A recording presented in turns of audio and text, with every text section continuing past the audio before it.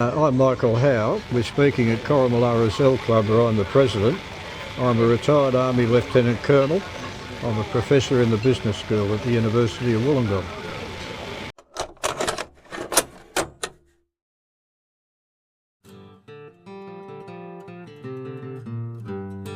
Broadly, the defences came as follows.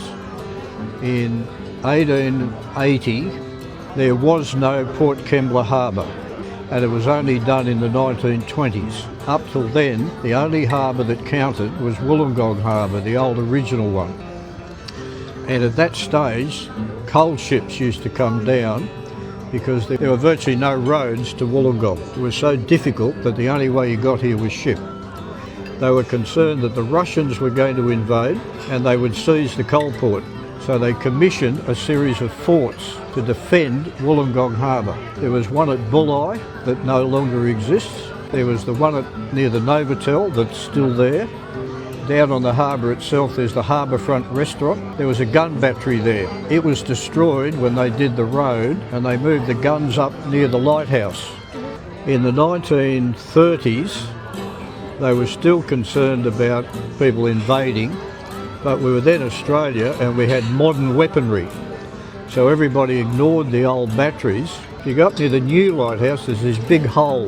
That was a disappearing gun that came up on a pivot and fired, and the recoil took it back down out of sight where they reloaded it in the pit.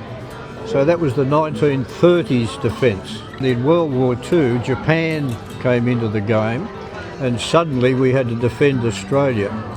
So the earliest one was the disappearing gun, that is that big hole, that's all that's left.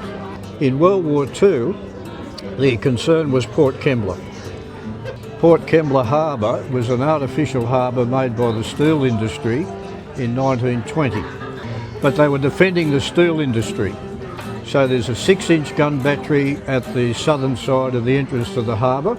It's called the Breakwater Battery and it's still there.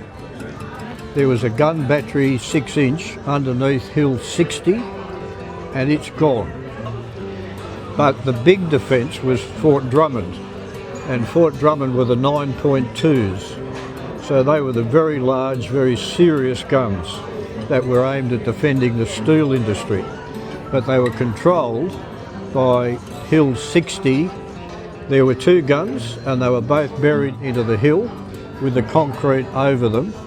One of them was rented out commercially for mushroom growing for many years, and the other one has been leased by Wind Television. At the same time, they built a military camp next to the guns, and that was called the Fort Drummond Camp. And it was originally a signals unit so that they could communicate between all of the guns. And until 15 years ago, it was the City of Wollongong Air Force Cadet Unit headquarters. So that's the history of why Fort Drummond came into existence. I think that there is a very significant tourist potential that we don't tap, restoring the military defences of the Illawarra. So certainly as a future tourism project, there's considerable potential.